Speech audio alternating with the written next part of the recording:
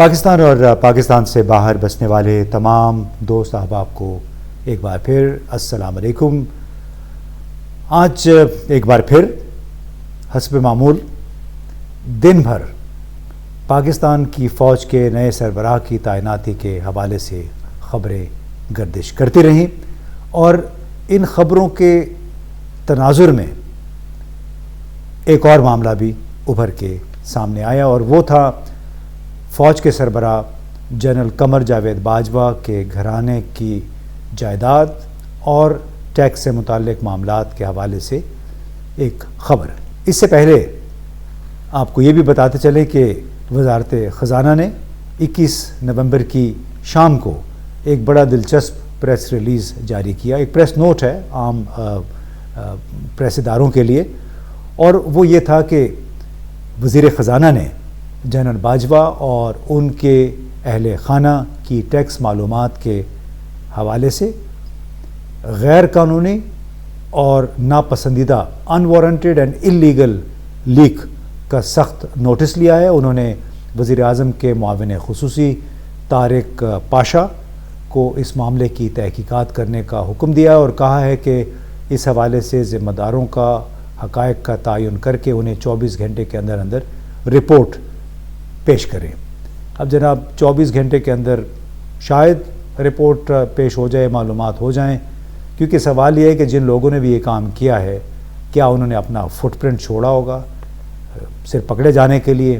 اس طرح کے کاموں میں عام طور پہ بڑا مشکل ہوتا ہے، آپ کی پکڑ کسی کی پکڑ میں اتنی آسانی سے آپ نہیں آ سکتے، تو سب بڑے فنکار لوگ ہیں۔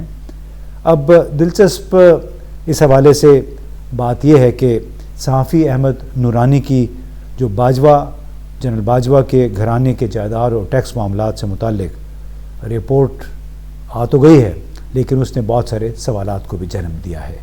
اب بڑا سوال یہ اٹھ رہا ہے کہ ہمارے ملک کی سیاست میں کس نے کس کو چیک میٹ کیا ہے موجودہ حالات کے تناظر میں۔ آخر اس قسم کی سٹوری کا اور اس سے پہلے یہ ٹیکس معلومات لیک ہونے کا جو 2017-18 سے متعلق ہیں، مقصد کیا ہے؟ کیا ریٹائرمنٹ سے پہلے فوج کے سربراہ کو متنازع بنانے کی کوشش کی گئی ہے؟ کیا ان سے کوئی بدلہ لیا ہے کسی نے؟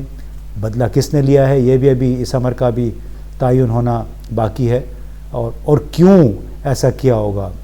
اس کے علاوہ کیا مقصد ہے نئے آرمی چیف کے حوالے سے جنرل باجوہ کی چوائس پر اثر انداز ہونا؟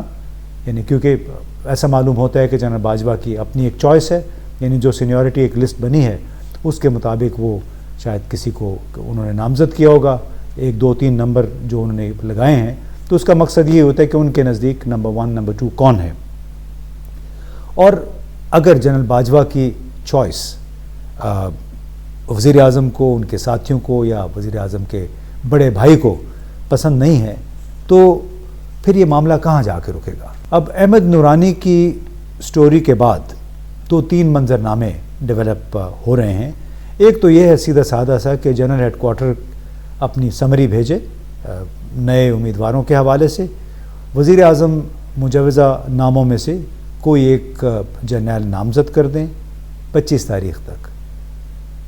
اگر 25 تاریخ تک انہوں نے کر لیا جیسے کہ وزیر دفاع خواجہ آصف بھی کہہ رہے ہیں، تو کیا اس کا مطلب یہ ہوگا کہ حکومت اپنے پسندیدہ امیدوار کو فوج کی کمان 27 نومبر سے پہلے ہر حال میں سونپنے پر ڈٹی ہوئی ہے؟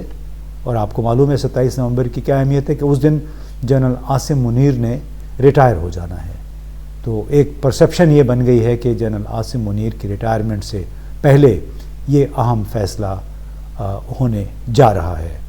اور لیکن اس کے ساتھ پھر یہ سوال بھی اٹھتا ہے کہ کیا موجودہ عسکری قیادت جو اس وقت حالات بنے ہوئے ہیں ان میں اس نامزدگی کو قبول کرے گی؟ اور اگر ایسا ہوا تو کیا مسلم لیگ کی حکومت ایک بار پھر وہی غلطی دہرا رہی ہوگی جو سابق وزیر اعظم نواز شریف نے 12 اکتوبر 1999 کو کی تھی؟ اور وہ غلطی تھی ایک سگنلز انجینئرنگ کور کے جنرل ضیاء الدین بٹ صاحب کو انہوں نے آرمی چیف مقرر کر دیا تھا، باقاعدہ 4-5 بجے کے قریب ان کو بیج بھی لگا دیے گئے تھے، ایک ایسی صورتحال میں جبکہ اس وقت کے army chief general Pervez Musharraf ملک میں نہیں تھے، سری لنکا گئے ہوئے تھے اور تقریباً اس وقت انہوں نے اپنے پاکستان کے لیے واپسی کا سفر بھی شروع کر دیا تھا. تو کیا یہ وہی غلطی دہرانے جا رہے ہیں یا وہی اسی قسم کی سچویشن دوبارہ پیدا ہو سکتی ہے؟ اللہ نہ کرے کہ ایسا ہو. اور اگر 27 نومبر تک یہ معاملہ طے نہیں پاتا تو اس کا تو پھر یہ مطلب ہے کہ جو نامزد جرنیل ہیں ان میں سے جنرل عاصم منیر 27 نومبر کو خود بخود گھر رخصت ہو جائیں گے، یعنی وہ ریٹائر ہو جائیں گے.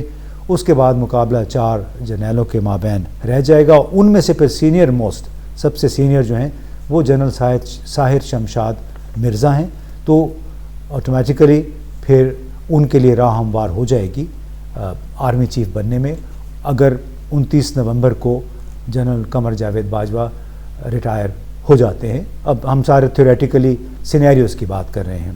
تیسرا منظرنامہ کوئی بہت زیادہ خوشگوار نہیں ہے کیونکہ فضا بڑی مقدر ہے، سخت ٹینشنز ہیں، اندرونی کشمکش اور محاذ آرائی تقریباً ہر طرف ہمیں نظر آ رہی ہے، چاہے وہ شریف خاندان کے اندر ہو یا پنڈی اسلام آباد کے مابین ہو یا پھر پنڈی کے اندر بھی، کیونکہ بہت سارے لوگ ہیں جو کہ آرمی چیف، ہر فوجی آرمی چیف بننا چاہتا ہے. ہر فوجی کی الٹیمیٹ ایک پرائز ہوتا ہے جب آپ فوج میں چلے جاتے ہیں. جو اس وقت صورتحال بن گئی ہے اس میں ایک انگریزی کا مقولہ شاید اس پہ صادر آتا ہے کہ has shit hit the fan, یعنی کیا گندگی ہر طرف پھیل گئی ہے اور یہ گندگی اب کلیئر کیسے ہوگی.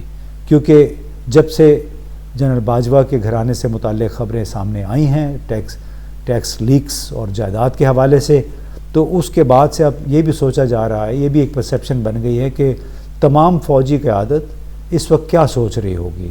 اس میں ظاہر ہے بڑی ایک ایسپرشنز ہیں اور یہ سمجھا جاتا ہے کہ تمام ڈیٹا کانفیڈینشیل ہوتا ہے، تو ایف بی آر سے یہ لیک کیسے ہو گیا. جہاں پہ مکھی چڑیا پر نہیں مار سکتی تو وہاں سے یہ ڈیٹا باہر کیسے چلا گیا، یہ ایک بہت بڑا سوال ہے. لیکن ظاہر ہے جتنے بھی ہم نے سوالات اٹھائے ان کے تانے بانے لندن، لاہور، اسلام آباد، راولپنڈی کے ساتھ ملتے ہیں اور آئندہ چند روز میں واضح ہو جائے گا کہ یہ اونٹ کس کروٹ بیٹھتا ہے اور آیا اس کے ذریعے پاکستان میں سیاسی استحکام کا کوئی نیا دور شروع ہو سکتا ہے یا نہیں.